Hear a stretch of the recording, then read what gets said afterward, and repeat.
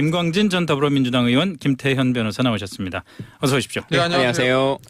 자, 안희정 전 충남지사에 대한 재판 오늘 모든 혐의에 대해서 무죄가 나왔습니다. 1심 판결입니다마는 김지은 씨에 대한 성폭력, 그다음에 강제추행 이런 것들이 전부 다 무죄다라는 게 재판부의 판단인데 사실은 이제까지 뭐 김태현 변호사도 그렇고 많은 그 법조계의 그 해석이 전망이 무죄 가능성이 높다 이랬었잖아요. 좀 그랬죠. 예, 저도 예, 뭐 그렇게 예. 전망을 했었고. 그러면 오늘 판결은 그런 전망 판결문 내용도 그렇고 오늘 그 전망에 부합하는 무죄입니까? 아니면 좀 다른 또 설명이 필요합니까? 저는 제 개인적인 예상대로 판결만 나온 건데 네.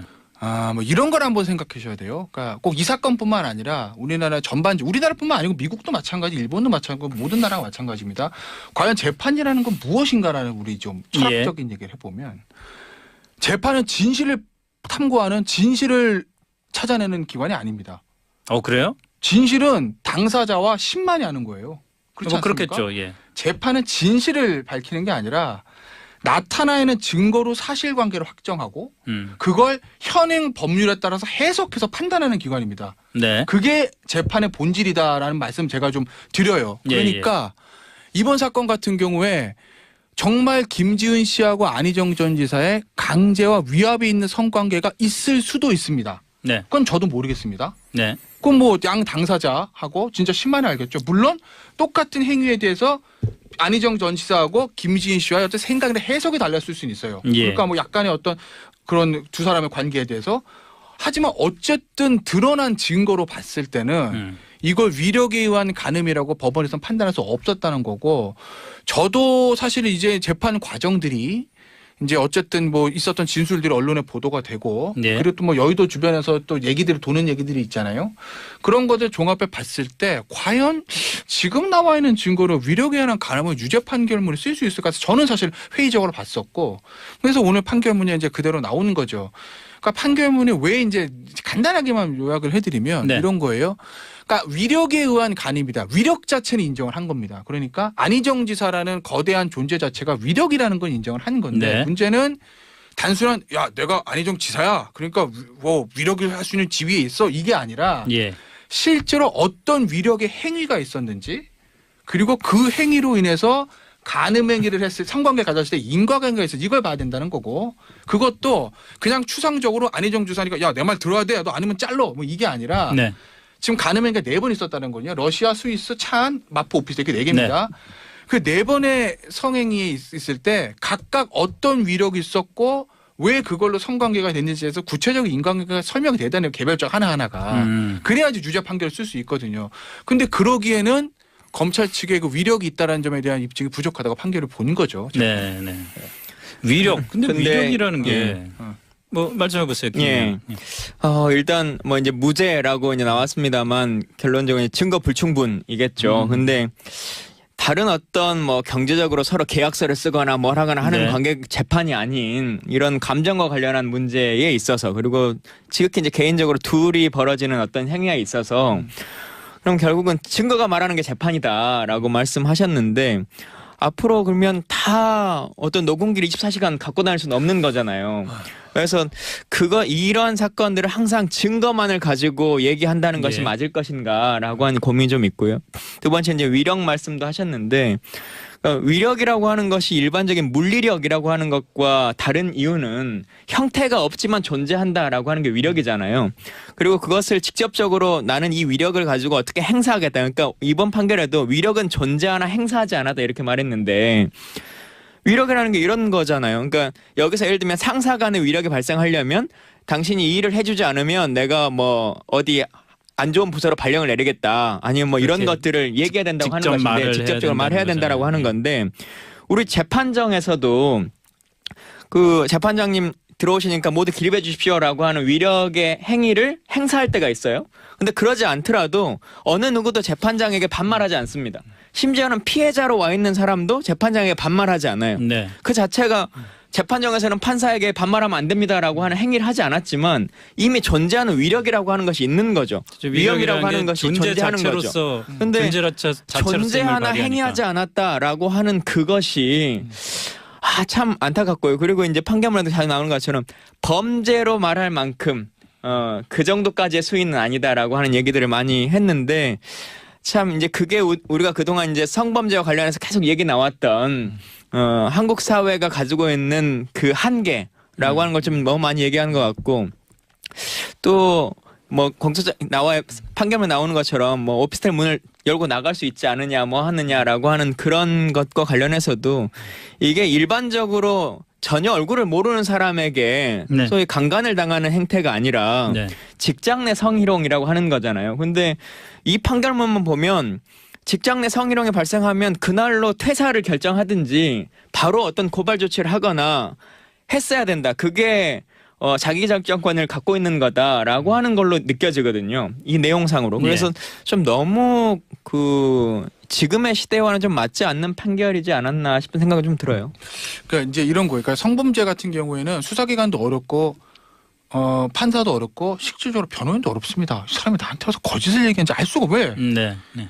성범죄인지 아닌지는 사실 CCTV 보면 제일 좋은데 그거 누가 찍어놔요? 네. 그걸 누가 녹취를 합니까? 그렇잖아요. 그러니까 판단이 안 되니까 결국 가장 중요한 게 양측 진술의 신빙성이랑 그러니까 구체적으로 일관되게 진술하는지 그 부분이랑 관계 전후 사정을 보거든요. 예.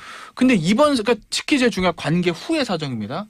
근데 이번 건 같은 경우에 재판부가 봤을 때 관계 전후의 사정이 조금 김지은 씨한테 불리했다고 본 거죠. 그리고 제가 구체적으로 다 말씀드릴 수 없는 게 방송에서 부적합한 내용이 있어서. 그러니까 예를 들면 뭐 차 안에서 있었던 행동이라든지 그다음에 네. 이제 오피스텔 안에 있었던 행동 이런 것들이 일반적인 강압에 의한 성관계의 경우에서는 하지 않았을 행동들이 좀 있었다고 이제 법원이 본 겁니다. 예. 판결문에. 물론 판결문은 좀 더 자세하게 나왔을 거예요. 근데 논고문에도 좀 축약을 했죠. 근데 저희가 이제 제가 방송에서 말씀드린 게 좀 부적절한 것 같고 하나만 방송에서 말씀드릴 수 있는 걸 말씀드리면 이건 제가 무슨 뭐 안희정 지사를 두둔하게 해서 그런 게 아니라 네네. 일단 판결 나온 걸 우리가 청취자 여러분들께 이해를 시켜야 되니까 예. 제가 말씀드리는 거예요. 뭐 오해하시길 말기를 좀 바라고요. 이런 거예요. 저기 보시면 러시아 호텔에 있었던 이게 첫 번째거든요. 이게 제일 중요하다 본 거죠. 매우 중요하다. 첫 번째 행위니까. 네. 그다음부터 모든 게 비롯된 거 아니겠습니까?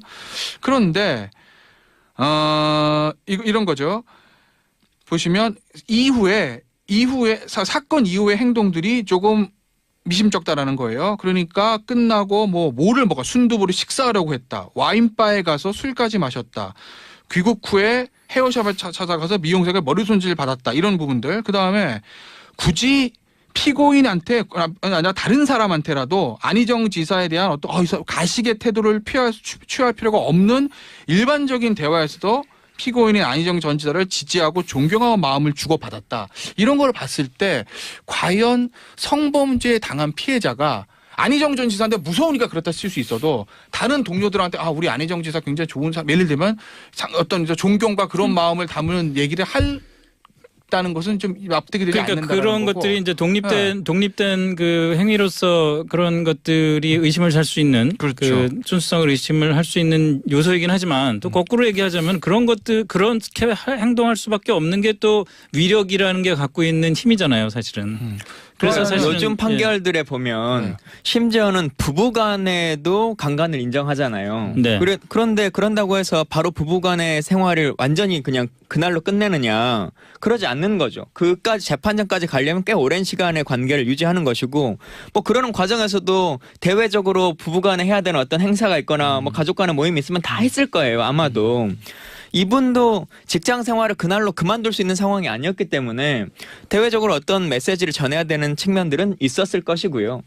그래서 예를 들어 이제 그 검찰이 혹은 재판부에서도 명확하게 이것은 무죄가 나오려면 둘은 완전한 연인 관계였다라고 하는 것을 뭐 증명했었으면 모르겠으나 지금 그것은 증명된 게 아니잖아요. 그리고 판결문에도 봤을 때 물론 처음에부터도 뭔가 거부하긴 했다라고 하는 것을 인정한다라고 했는데 그 거부의 범주, 경중이라고 하는 것이 일반적인 관례보다 훨씬 더 좀 소극적이었다. 네. 뭐 이제 이렇게 표현되어 있는데 그 소극적인 거부의 판단이라고 하는 것의 경중을 예. 누가 그렇게 임의로 둘 수 있는 것인가 라고 하는 측면. 그러니까 예를 들면 김지은 씨가 처음 우리가 원래 연인 관계였는데 내가 지금 뭐 마음이 훨씬 더 변심이다라고 하는 걸로 하는 게 아니라 처음부터도 나는 완전히 거부를 했었다. 근데 재판부가 보기에 그 거부의 의사가 그렇게 강하지 않았어. 좀 더 강했어야 돼. 뭐 이렇게 하는 걸로 판단이 내려진다면 너무 피해자에게 가혹한 판결이라는 거죠. 자, 그럼 이건 어떻습니까? 오늘 재판부에서도 이제 이렇게 판결을 내리면서 사실은 우리 사회에서 우리 법이 규정하고 있는 그런 위력에 의한 간음 또는 성폭력에 대한 그 어떤 법의 규정이 좀 너무 좀 보수적인 것 같다라는 취지의 얘기로 좀 해석이 됐어요. 오늘 재판부의 얘기가. 그거는 1심 판결에서 안 쓰는 것들이에요. 그러게요. 그렇죠? 그러니까 예. 대법원 그러니까 이런 거예요. 그러니까 전반적인 판결문의 구성을 말씀드리면 일반적으로는 검찰의 공소 사실 쓰고 그다음에 이제 피고인의 변론 이제 변소를 쓰고 그다음에 이제 판결을 씁니다. 쟁점에 대해서. 네. 구체적 공소 사실을 판단해서 그럼 끝이거든요. 네. 근데 이 판결문은 앞에 뭐가 있냐면 우리나라 성범죄 체계에 대해서 쭉 설명합니다. 네. 그러니까 뭐 입법 정책 뭐 몇 년도부터 뭐 죄가 무슨 죄가 됐고 보호법이건 뭐고 일반적인 의미에서의 성폭력과 법에서의 성폭력의 의미를 이렇게 다루고 쭉 설명을 합니다. 네. 강의하듯이. 그리고 이제 공소사실에 대해서 무죄 판단 내리고 마지막에 뭐를 쓰냐면 입법 정책에 대해서 써요. 이거 사실은 대법원 판결문 이렇게 쓸 수 있죠. 네. 그리고 헌법재판소 판결문 이렇게 씁니다. 예. 근데 이제 1심 판결문 이렇게 썼다는 거예요. 그러니까 재판부도 굉장히 좀 부담을 느낀 것 같고 만약에 이게 그렇겠죠. 피고인이 안희정 전 지사가 아니라 그냥 일반 사람이라면 그냥 국제적 공소사실을 판단한다. 무죄 끝 하고 끝났을 거예요. 예. 근데 피고인의 안희정 전 지사가 워낙 이제 관심이 많은 사건이긴 더군다나 이거 엠바고 걸었잖아요. 이례적으로. 네네. 기자분들이 이거 받아치는 거 완전 선고 끝날 때까지는 밖으로 하지 말라고. 예. 그 정도로 엠바고 걸 정도로 법원에서 이게 여론을 신경 쓴 건데 그 입법 정책 이게 무슨 얘기냐면 그건 사실은 이번에 처음 나왔을 때부터 이제 이 사건이 처음 불거졌을 때부터 나왔던 얘기예요. 그러니까 뭐냐면 이런 거죠. 우리나라 지금 현행 형법에 폭행 또는 협박으로 간음한 자 이렇게 돼 있습니다. 그러면 법에 폭행 또는 협박돼 있으니까 아무리 폭행과 협박의 의미를 넓게 해석해줘도 예. 처벌할 수 없는 공간이 생겨요. 그죠? 그 다음에 한 단계에서 위력에 의한 간음, 위력이라고 있기 때문에 아무리 이거를 좀 넓게 해석하려고 해도 그 단어가 가지고 있는 의미에 얽매일 수밖에 없는 거예요. 예? 그래서 처음에 이거 무슨 얘기 했냐면 그럼 이런 걸 제가 가정을 들어볼게요. 관계를 가져 남자가 요구합니다. 여자가 싫은데? 이렇게 얘기하면 그냥 싫은데? 예. 싫은데? 근데 남자가 좀 쫄라서 했다고 칩시다. 관계를 가졌다고. 네. 싫은데 그랬는데 자 폭행 있습니까? 없습니다. 없죠. 협박 있습니까? 없습니다. 그럼 일반 강간죄 무죄예요. 그러면 동등한 친구 사이입니다. 그 위력이 있습니까? 없습니다. 그럼 무죄예요. 이런 경우 무죄입니다. 100%.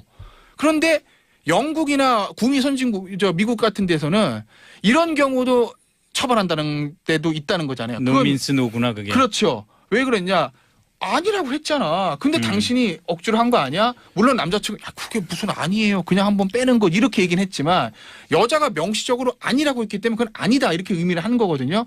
그러니까 우리 현행 법제에서 이게 처벌이 안 된다는 거예요. 예. 그걸 이 판결문에서 얘기를 합니다. 예. 그러면서 그 부분을 처벌할 수 있는 건 입법 정책의 문제고 현행 법에서는 이거는 이 피고인은 무죄로 나올 수밖에 없다라고 얘기해요. 저는 이 판결문의 지적이 저는 맞다고 보고. 아니 19대 때 김 의원 국회에 계실 때 좀 그러니까. 그런 것 좀 근데 정리를 하지 저는 그랬어요. 법리 전문가는 아닙니다만 네. 이분이 지금 강간죄와 관련해서 이제 그 얘기를 하셨는데 아니, 전반적인 성범죄들 이렇게 얘기하는 위력도 마찬가지인 거죠.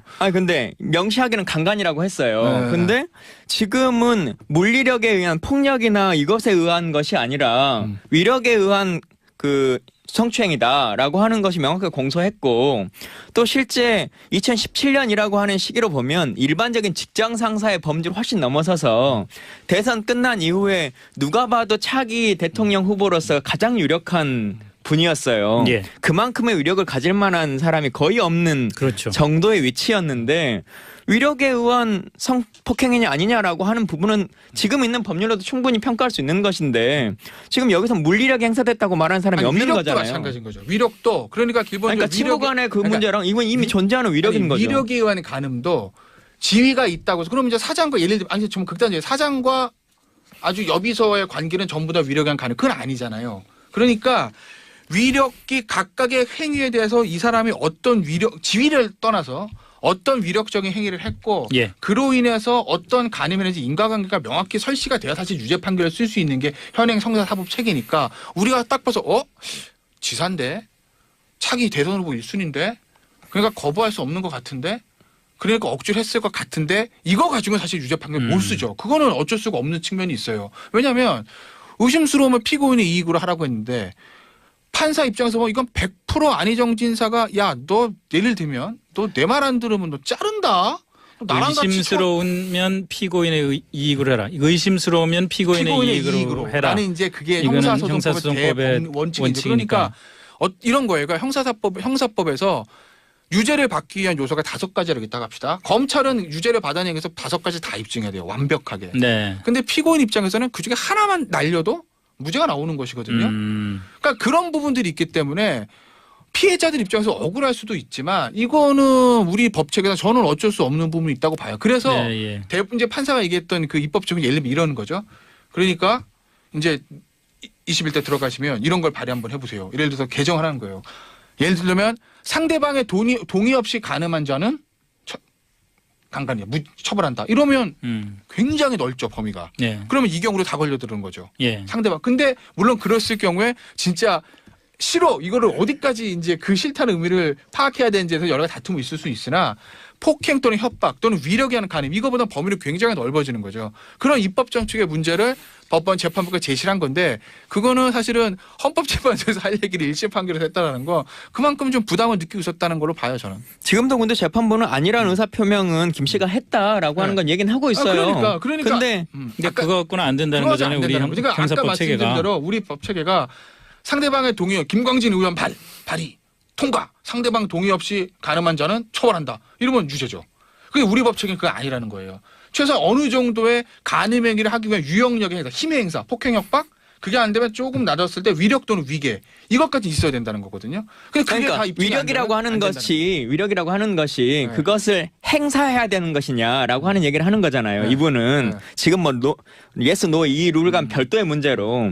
근데 그걸 납득할 수 없다는 거죠. 위력이라고 하는 것이 명확하게 지시하고 행사하고 A라고 하는 거 B라고 하는 내가 이것을 당신 이걸 지키지 않으면 내가 이렇게 처벌할 테니 해라 라고 하는 것을 말할 때만 위력이 성립된다 라고 하는 게 실제 위력이라고 하는 행위 자체가 현실 세계에 존재하는 것을 너무 동떨어지게 판시한다라고 하는 거죠. 그러니까 지금 김광진 의원 좀 말씀하신 게 과연 지금 법 체계가 미비돼서 이제까지 판례도 그렇게 다 나온 건지 아니면은 이번 판결에서 위력의 그 힘을 너무 그냥 과소평가한 건지. 위력에 의한 간음죄 이 사건 처음 터졌을 때 이제 언론에서 많이 보도가 되는데 위력에 의한 간음죄가 사실 유죄받는 케이스 많지가 않고 예. 실질적으로 저희가 이제 공부를 하다 보면 이제 사법시험 공부, 연수원 공부, 판례들 공부하면 네.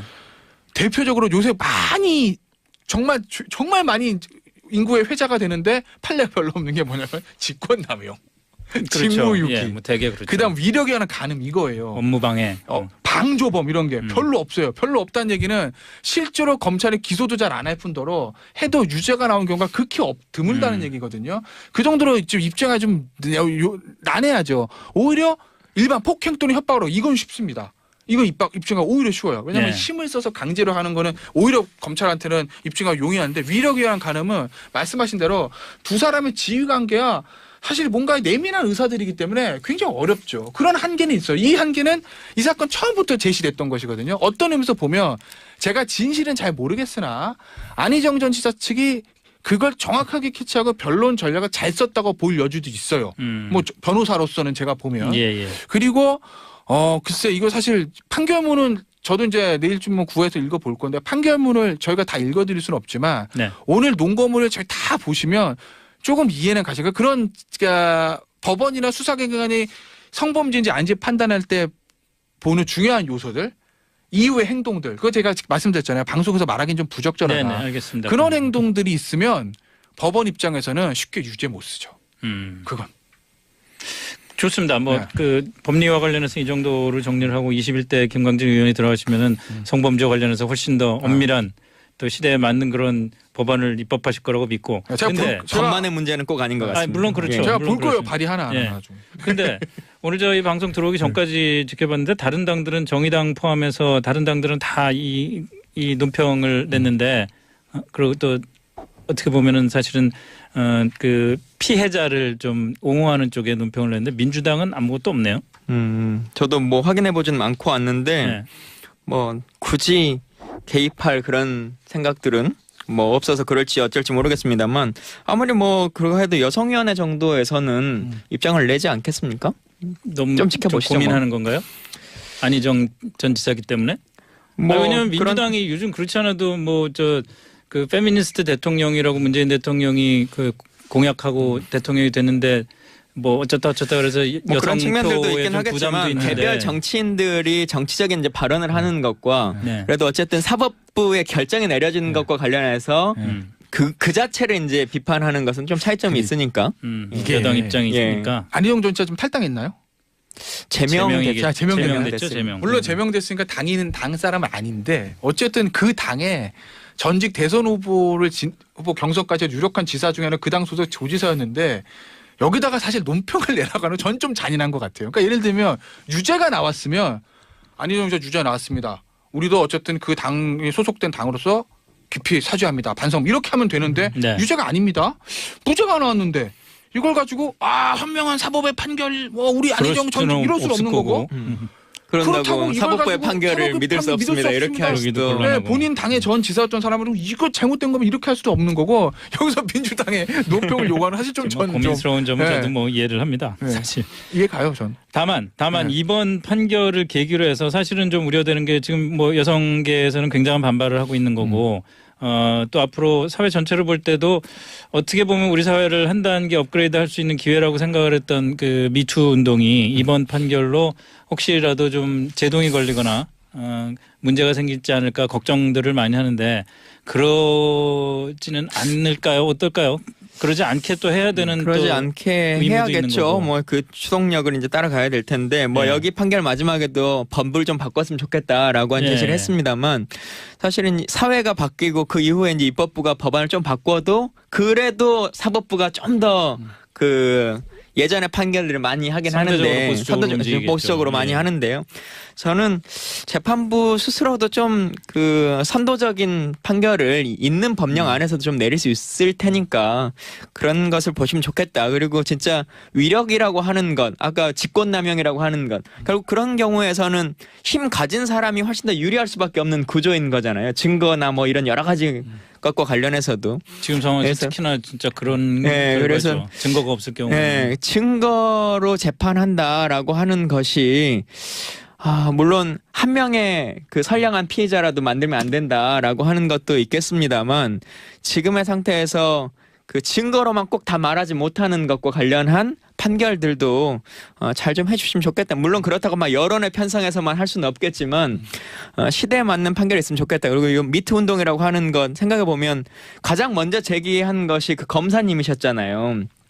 법을 누구보다 대한민국에 잘 안다는 그분도 8년 동안 말하지 못했어요. 법이 고민했었죠. 지켜주지 못한다라고 하는 그 고민 때문에. 네. 예.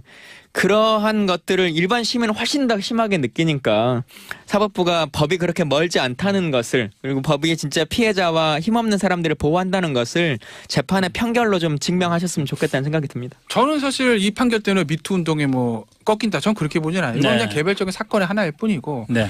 사실 뭐 안희정 전 지사가 대선 후보여서 그렇지 미투 운동이 제일 많이 했던 건 문화예술계 쪽인데 그쪽에 있는 사건도 지금 대부분 많이 구속됐어요. 연극 이윤택 씨 같은 경우에 제가 봤을 때 이윤택 씨 유죄 나올 거예요. 그냥 중형 나올 겁니다. 제가 봤을 땐 그래요. 그러니까 그런 이제 본류들 많이 있었던 그런 부분들에서 이미 엄정한 사법의 잣대로 재판이 진행되고 있기 때문에 이 구체적 요 사안 하나가 뭐 무죄가 나왔다고 해서 뭐 저는 미투의 운동의 어떤 흐름이 꺾일 것 같아서 저는 이렇게 보진 않습니다. 알겠습니다. 여기까지 하죠. 김태현 변호사, 김광진 전 더불어민주당 의원이었습니다. 수고하셨습니다. 김광진 전 더불어민주당 의원, 김태현 변호사 나오셨습니다. 어서 오십시오. 네, 안녕하세요.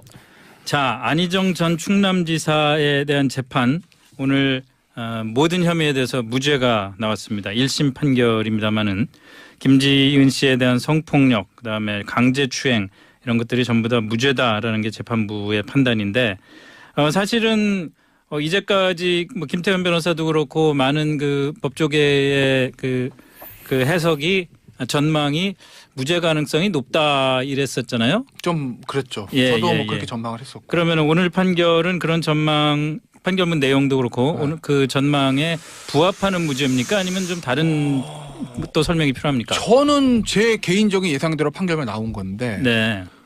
뭐 이런 걸 한번 생각하셔야 돼요. 그러니까 꼭 이 사건뿐만 아니라 우리나라 전반적, 우리나라뿐만 아니고 미국도 마찬가지, 일본도 마찬가지고 모든 나라가 마찬가지입니다.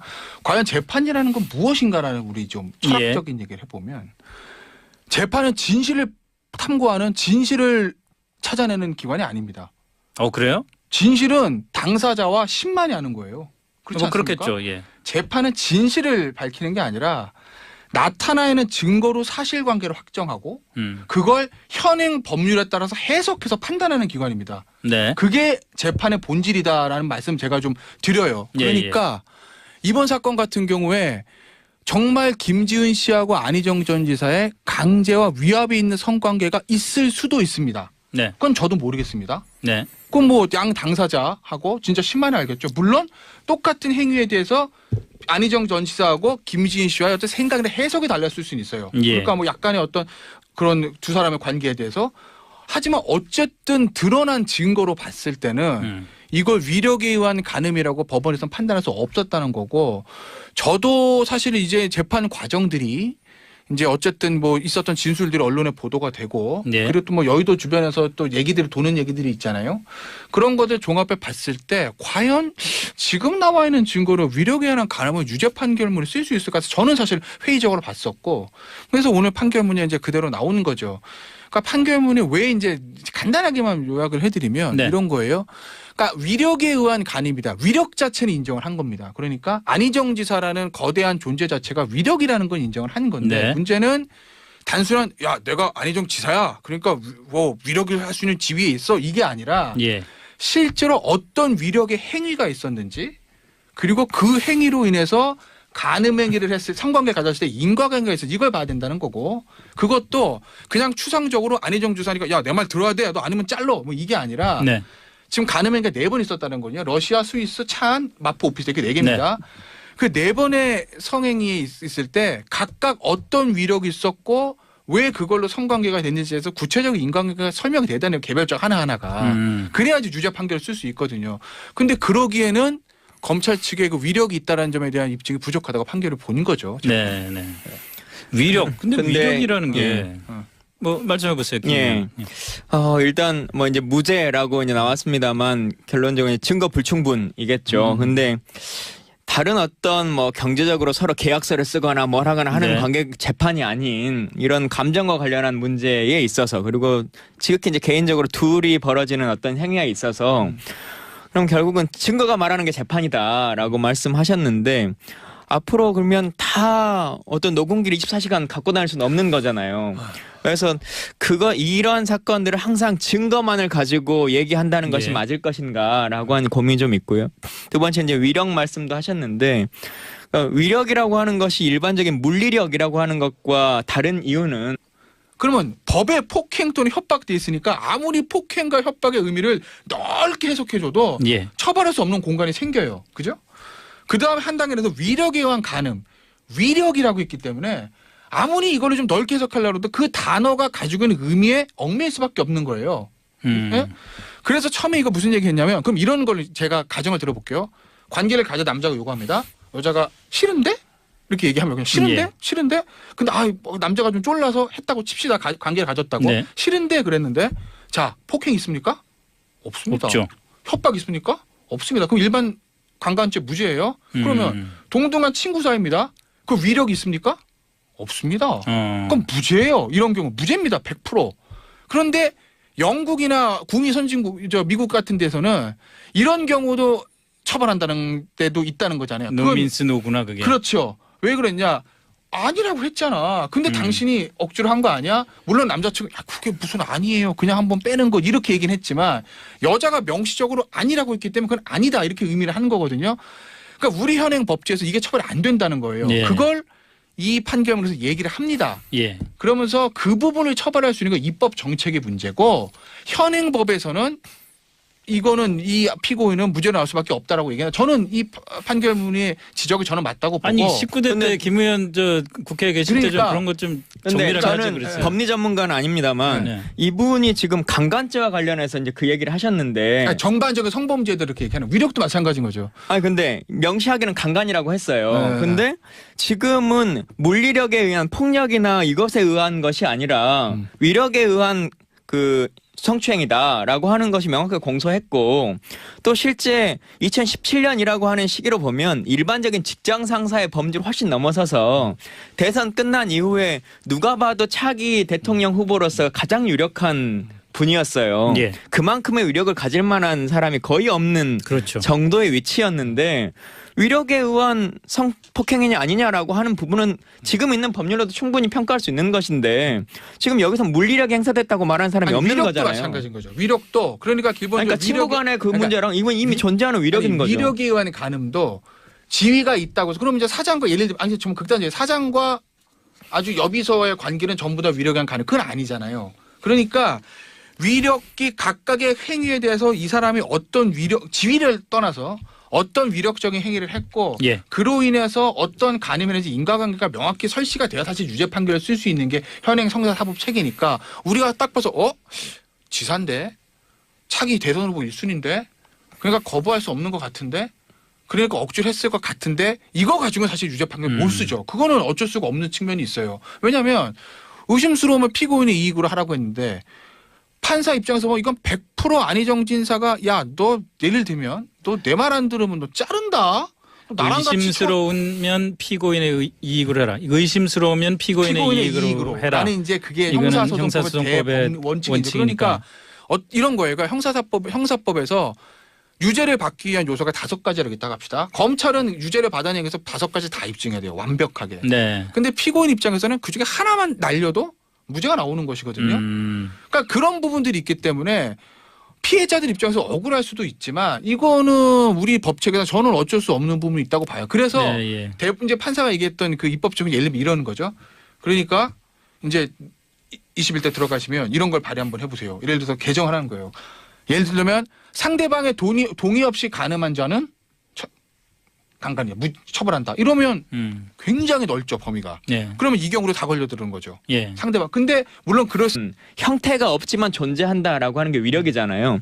그리고 그것을 직접적으로 나는 이 위력을 가지고 어떻게 행사하겠다. 그러니까 이번 판결에도 위력은 존재하나 행사하지 않았다 이렇게 말했는데 위력이라는 게 이런 거잖아요. 그러니까 여기서 예를 들면 상사 간의 위력이 발생하려면 당신이 이 일을 해주지 않으면 내가 뭐 어디 안 좋은 부서로 발령을 내리겠다. 아니면 뭐 이런 것들을 얘기해야 된다고 하는 것인데 직접적으로 말해야 된다라고 하는 건데 우리 재판정에서도 그 재판장님 들어오시니까 모두 기립해 주십시오라고 하는 위력의 행위를 행사할 때가 있어요. 근데 그러지 않더라도 어느 누구도 재판장에게 반말하지 않습니다. 심지어는 피해자로 와 있는 사람도 재판장에게 반말하지 않아요. 네. 그 자체가 재판정에서는 판사에게 반말하면 안 됩니다라고 하는 행위를 하지 않았지만 이미 존재하는 위력이라고 하는 것이 있는 거죠. 위험이라고 하는 것이 존재하는 거죠. 근데 존재 하나 행위하지 않았다라고 하는 그것이 참 안타깝고요. 그리고 이제 판결문에도 잘 나오는 것처럼 범죄로 말할 만큼 그 정도까지의 수위는 아니다라고 하는 얘기들을 많이 했는데 참 이제 그게 우리가 그동안 이제 성범죄와 관련해서 계속 얘기 나왔던 한국 사회가 가지고 있는 그 한계라고 하는 걸 좀 너무 많이 얘기하는 것 같고 또 뭐 공소장 판결문 나오는 것처럼 뭐 오피스텔 문을 열고 나갈 수 있지 않느냐 뭐 하느냐라고 하는 그런 것과 관련해서도 이게 일반적으로 전혀 얼굴을 모르는 사람에게 소위 강간을 당하는 행태가 아니라 직장 내 성희롱이라고 하는 거잖아요. 근데 이 판결문만 보면 직장 내 성희롱이 발생하면 그날로 퇴사를 결정하든지 바로 어떤 고발 조치를 하거나 했어야 된다. 그게 자기결정권을 갖고 있는 거다라고 하는 걸로 느껴지거든요. 이 내용상으로. 그래서 좀 너무 지금의 시대와는 좀 맞지 않는 판결이지 않았나 싶은 생각이 좀 들어요. 그러니까 이제 이런 거예요. 그러니까 성범죄 같은 경우에는 수사기관도 어렵고 판사도 어렵고 실질적으로 변호인도 어렵습니다. 이 사람이 나한테 와서 거짓을 얘기하는지 알 수가 왜? 성범죄인지 아닌지는 사실 CCTV에 보면 제일 좋은데 그거 누가 찍어놔요? 그걸 누가 녹취를 합니까? 그렇잖아요. 그러니까 판단이 안 되니까 결국 가장 중요한 게 양측 진술의 신빙성이랑 그러니까 구체적으로 일관되게 진술하는지 그 부분이랑 관계 전후 사정을 보거든요. 근데 그러니까 특히 제일 중요한 관계 후의 사정입니다. 근데 이번 건 같은 경우에 재판부가 봤을 때 관계 전후의 사정이 조금 김지혜 씨한테 불리했다고 본 거죠. 그리고 제가 구체적으로 다 말씀드릴 수 없는 게 방송에서 부적합한 내용이 있어서 그러니까 예를 들면 뭐 차 안에서 있었던 행동이라든지 그다음에 네. 이제 오피스텔 안에 있었던 행동 이런 것들이 일반적인 강압에 의한 성관계의 경우에서는 하지 않았을 행동들이 좀 있었다고 이제 법원이 본 겁니다. 예. 판결문에 물론 판결문 뭐 좀 더 자세하게 나왔을 거예요. 근데 논고문에도 좀 축약을 했죠. 근데 저희가 이제 제가 방송에서 말씀드린 게 좀 부적절한 것 같고 하나만 방송에서 말씀드릴 수 있는 걸 말씀드리면 이건 제가 무슨 뭐 안희정 지사를 두둔하게 해서 그런 게 아니라 네네. 일단 판결 나온 걸 우리가 청취자 여러분들께 이해를 시켜야 되니까 예. 제가 말씀드리는 거예요. 뭐 오해하시길 말기를 좀 바라고요. 이런 거예요. 저기 보시면 러시아 호텔에 있었던 이게 첫 번째거든요. 이게 제일 중요하다 본 거죠. 매우 중요하다. 첫 번째 행위니까. 네. 그다음부터 모든 게 비롯된 거 아니겠습니까? 그런데 이런 거죠. 보시면 이후에 사건 이후의 행동들이 조금 미심쩍다라는 거예요. 그러니까 끝나고 뭐를 먹어 순두부를 식사하려고 했다. 와인바에 가서 술까지 마셨다. 귀국 후에 헤어샵을 찾아가서 미용사가 머리 손질 받았다. 이런 부분들. 그다음에 굳이 피고인한테 아니라 다른 사람한테라도 안희정 지사에 대한 어떤 가식의 태도를 취할 필요가 없는 일반적인 대화에서도 피고인인 안희정 전 지사를 지지하고 존경하는 마음을 주고받았다. 이런 걸 봤을 때 과연 성범죄에 당한 피해자가 안희정 전 지사한테 무서우니까 그렇다 쓸 수 있어도 다른 동료들한테 우리 안희정 지사 굉장히 좋은 사람 예를 들면 어떤 존경과 그런 마음을 담은 얘기를 했다는 것은 좀 납득이 되지 그러니까 않는다는 그런 거고. 것들이 이제 독립된 그 행위로서 그런 것들이 의심을 살 수 있는 그렇죠. 그 순수성을 의심을 할 수 있는 요소이긴 하지만 또 거꾸로 얘기하자면 그런 것들 그렇게 행동할 수밖에 없는 게 또 위력이라는 게 갖고 있는 힘이잖아요, 사실은. 그래서 사실은 요즘 판결들에 보면 심지어는 부부간에도 강간을 인정하잖아요. 네.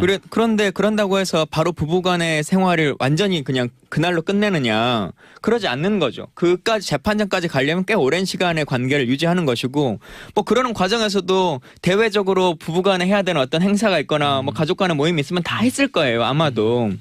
이분도 직장 생활을 그날로 그만둘 수 있는 상황이 아니었기 때문에 대외적으로 어떤 메시지를 전해야 되는 측면들은 있었을 것이고요. 그래서 예를 들어 이제 그 검찰이 혹은 재판부에서도 명확하게 이것은 무죄가 나오려면 둘은 완전한 연인 관계였다라고 하는 것을 뭐 증명했었으면 모르겠으나 지금 그것은 증명된 게 아니잖아요. 그리고 판결문에도 봤을 때 물론 처음에부터도 뭔가 거부하긴 했다라고 하는 것을 인정한다라고 했는데 그 거부의 범주, 경중이라고 하는 것이 일반적인 관례보다 훨씬 더 좀 소극적이었다. 네. 뭐 이제 이렇게 표현되어 있는데 그 소극적인 거부의 판단이라고 하는 것의 경중을 예. 누가 그렇게 임의로 둘 수 있는 것인가 라고 하는 측면. 그러니까 예를 들면 김지현 씨가 처음 우리가 원래 연인 관계였는데 내가 지금 뭐 마음이 훨씬 더 변심이다라고 하는 걸로 한 게 아니라 처음부터도 나는 완전히 거부를 했었다. 근데 재판부가 보기에 그 거부의 의사가 그렇게 강하지 않았어. 좀 더 강했어야 돼. 뭐 이렇게 하는 걸로 판단이 내려진다면 너무 피해자에게 가혹한 판결이라는 거죠. 자, 그럼 이건 어떻습니까? 오늘 재판부에서도 이제 이렇게 판결을 내리면서 사실은 우리 사회에서 우리 법이 규정하고 있는 그런 위력에 의한 간음 또는 성폭력에 대한 그 어떤 법의 규정이 좀 너무 좀 보수적인 것 같다라는 취지의 얘기로 좀 해석이 됐어요. 오늘 재판부의 얘기가. 그거는 1심 판결을 잘 안 쓰는 것들이에요. 그러게요. 그렇죠? 그러니까 예. 대법원 그러니까 이런 거예요. 그러니까 전반적인 판결문의 구성을 말씀드리면 일반적으로는 검찰의 공소 사실 쓰고 그다음에 이제 피고인의 변론 이제 변소를 쓰고 그다음에 이제 판결을 씁니다. 쟁점에 대해서. 네. 구체적 공소 사실 판단해서 그럼 끝이거든요. 네. 근데 이 판결문은 앞에 뭐가 있냐면 우리나라 성범죄 체계에 대해서 쭉 설명합니다. 네. 그러니까 뭐 입법 정책 뭐 몇 년도부터 뭐 죄가 무슨 죄가 됐고 보호법이건 뭐고 일반적인 의미에서의 성폭력과 법에서의 성폭력의 의미를 이렇게 다루고 쭉 설명을 합니다. 네. 강의하듯이. 그리고 이제 공소사실에 대해서 무죄 판단 내리고 마지막에 뭐를 쓰냐면 입법 정책에 대해서 써요. 이거 사실은 대법원 판결문 이렇게 쓸 수 있죠. 네. 그리고 헌법재판소 판결문 이렇게 씁니다. 예. 근데 이제 1심 판결문 이렇게 썼다는 거예요. 그러니까 재판부도 굉장히 좀 부담을 느낀 것 같고 만약에 이게 그렇겠죠. 피고인이 안희정 전 지사가 아니라 그냥 일반 사람이라면 그냥 국제적 공소사실을 판단한다. 무죄 끝 하고 끝났을 거예요. 예. 근데 피고인의 안희정 전 지사가 워낙 이제 관심이 많은 사건이긴 더군다나 이거 엠바고 걸었잖아요. 이례적으로. 네네. 기자분들이 이거 받아치는 거 완전 선고 끝날 때까지는 밖으로 하지 말라고. 예. 그 정도로 엠바고 걸 정도로 법원에서 이게 여론을 신경 쓴 건데 그 입법 정신 이게 무슨 얘기냐면 그건 사실은 이번에 처음 나왔을 때부터 이제 이 사건이 처음 불거졌을 때부터 나왔던 얘기예요. 그러니까 뭐냐면 이런 거죠. 우리나라 지금 현행 형법에 폭행 또는 협박으로 간음한 자 이렇게 돼 있습니다. 그 경우에 진짜 싫어 이거를 어디까지 이제 그 싫다는 의미를 파악해야 되는지에서 여러 가지 다툼이 있을 수 있으나 폭행 또는 협박 또는 위력에 하는 간음 이거보다 범위를 굉장히 넓어지는 거죠. 그런 입법 정책의 문제를 법원 재판부가 제시를 한 건데 그거는 사실은 헌법재판소에서 할 얘기를 1심 판결에서 했다는 거 그만큼 좀 부담을 느끼고 있었다는 걸로 봐요 저는. 지금도 근데 재판부는 아니라는 의사 표명은 김 씨가 했다라고 하는 건 얘기는 하고 있어요. 그러니까. 근데 그거 갖고는 안 된다는 그거는 거잖아요. 안 우리 된다는 거죠. 그러니까 아까 형사법 말씀드린 체계가. 대로 우리 법 체계가 상대방의 동의, 김광진 의원 발의 통과. 상대방 동의 없이 간음한 자는 처벌한다. 이러면 유죄죠. 그게 우리 법 체계는 그거 아니라는 거예요. 최소한 어느 정도의 간음 행위를 하기 위한 유형력의 행사, 힘의 행사, 폭행 협박 그게 안 되면 조금 낮았을 때 위력 또는 위계 이것까지 있어야 된다는 거거든요. 근데 그게 그러니까 다 입증이 안 위력이라고 되면 하는 안 된다는 것이 위력이라고 하는 것이 네. 그것을 행사해야 되는 것이냐라고 하는 얘기를 하는 거잖아요. 네. 이분은 네. 지금 뭐 예스 노 이 룰과 별도의 문제로 근데 그걸 납득할 수 없다는 거죠. 위력이라고 하는 것이 명확하게 지시하고 행사하고 A라고 하는 거 B라고 하는 내가 이것을 당신 이걸 지키지 않으면 내가 이렇게 처벌할 테니 해라 라고 하는 것을 말할 때만 위력이 성립된다 라고 하는 게 실제 위력이라고 하는 행위 자체가 현실 세계에 존재하는 것을 너무 동떨어지게 판시한다라고 하는 거죠. 그러니까 지금 김광진 의원 좀 말씀하신 게 과연 지금 법 체계가 미비돼서 이제까지 판례도 그렇게 다 나온 건지 아니면은 이번 판결에서 위력의 그 힘을 너무 그냥 과소평가한 아니요, 건지. 위력에 의한 간음죄 이 사건 처음 터졌을 때 이제 언론에서 많이 보도가 되는데 위력에 의한 간음죄가 사실 유죄받는 케이스 많지가 않고 예. 실질적으로 저희가 이제 공부를 하다 보면 이제 사법시험 공부, 연수공부나 판례들 공부하면 네. 대표적으로 요새 많이 정말 많이 인구의 회자가 되는데 판례가 별로 없는 게 뭐냐면 직권남용, 직무유기, 예, 뭐 되게 그렇죠. 그다음 위력에 의한 간음 이거예요. 업무방해. 방조범 이런 게 별로 없어요. 별로 없다는 얘기는 실제로 검찰이 기소도 잘 안 할 뿐더러 해도 유죄가 나온 경우가 극히 드물다는 얘기거든요. 그 정도로 지금 입증이 좀 난해하죠. 오히려 일반 폭행 또는 협박으로 이건 쉽습니다. 이건 입증하기 오히려 쉬워요. 왜냐하면 네. 힘을 써서 강제로 하는 거는 오히려 검찰한테는 입증하기 용이한데 위력에 의한 간음은 말씀하신 대로 두 사람의 지휘관계야 사실 뭔가 예민한 의사들이기 때문에 굉장히 어렵죠. 그런 한계는 있어요. 이 한계는 이 사건 처음부터 제시됐던 것이거든요. 어떤 의미에서 보면 제가 진실은 잘 모르겠으나 안희정 전 지사 측이 그걸 정확하게 캐치하고 변론 전략을 잘 썼다고 볼 여지도 있어요. 뭐 변호사로서는 제가 보면. 예, 예. 그리고 글쎄 이거 사실 판결문은 저도 이제 내일쯤 뭐 구해서 읽어볼 건데 판결문을 저희가 다 읽어드릴 수는 없지만 네. 오늘 논거문을 저희 다 보시면 조금 이해는 가시고 그런 법원이나 수사기관이 성범죄인지 아닌지 판단할 때 보는 중요한 요소들 이후의 행동들 그거 제가 말씀드렸잖아요. 방송에서 말하기는 좀 부적절하다. 네, 네, 알겠습니다. 그런 행동들이 있으면 법원 입장에서는 쉽게 유죄 못 쓰죠. 그건. 좋습니다. 뭐 네. 그 법리와 관련해서 이 정도를 정리를 하고 21대 김광진 의원이 들어가시면은 성범죄 관련해서 훨씬 더 엄밀한 또 시대에 맞는 그런 법안을 입법하실 거라고 믿고. 근데 법만의 문제는 꼭 아닌 것 같습니다. 물론 그렇죠. 예. 제가 물론 볼 거예요. 그렇습니다. 발의 하나 예. 가지고. 근데 오늘 저희 방송 들어오기 전까지 지켜봤는데 다른 당들은 정의당 포함해서 다른 당들은 다 이 논평을 냈는데 그리고 또 어떻게 보면은 사실은 그 피해자를 좀 옹호하는 쪽에 논평을 냈는데 민주당은 아무것도 없네요. 저도 뭐 확인해 보진 않고 왔는데 네. 뭐 굳이 개입할 그런 생각들은 뭐 없어서 그럴지 어쩔지 모르겠습니다만 아무리 뭐 그러고 해도 여성위원회 정도에서는 입장을 내지 않겠습니까? 너무 좀 지켜보시죠, 고민하는 건가요? 안희정 전 지사기 때문에? 뭐